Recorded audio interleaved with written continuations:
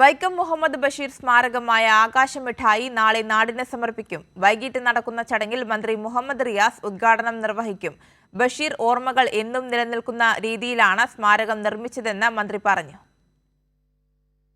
മലയാളത്തിന്റെ വിശ്വസാഹിത്യകാരൻ വൈക്കം മുഹമ്മദ് ബഷീറിന് ഒരു സ്മാരകം എന്ന സ്വപ്നം യാഥാർത്ഥ്യമായി. ആകാശമിഠായി ശനിയാഴ്ച മന്ത്രി PM മുഹമ്മദ് റിയാസ് നാടിന് സമർപ്പിക്കും. ലോകമെമ്പാടും വായനക്കാരുള്ള ബേപ്പൂർ സുൽത്താന്റെ ഓർമ്മകൾക്കും ബഷീറിയൻ വായനകൾക്കും ചർച്ചകൾക്കും ആസ്വാദനത്തിനുമുള്ള വേദിയായി ആകാശമിഠായി മാറുമെന്ന് മന്ത്രി പറഞ്ഞു. 11,000 സ്ക്വയർ ഫീറ്റ് ഏരിയ വരുന്ന കെട്ടിടം ഇപ്പോൾ പൂർത്തീകരിച്ചിട്ടുണ്ട്. സാഹിത്യ പരിപാടികൾ നടത്താൻ സാധ്യമാകുന്ന ഹാൾ അടക്കം ഒരുങ്ങിക്കഴിയുകയാണ്. 24-ാം തീയതിയോടുകൂടി വൈക്കം മുഹമ്മദ് ബഷീറിൻ്റെ ഓർമ്മകൾ എന്നെന്നും നിലനിർത്താൻ സാധിക്കുന്ന നിലയിൽ വൈക്കം മുഹമ്മദ് ബഷീർ സാഹിത്യോത്സവ വേദിയായി ഇതിനെ ഉപയോഗപ്പെടുത്തണമെന്നാണ് ആഗ്രഹിക്കുന്നത്. വയലാലിൽ നിന്നും അധികം ദൂരമില്ല അവിടേക്ക്.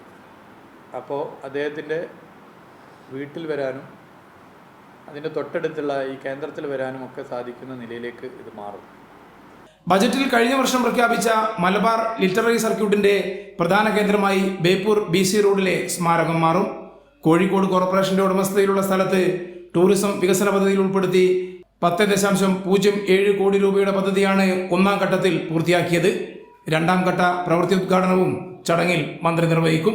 കൈരളി ന്യൂസ്, കോഴിക്കോട്.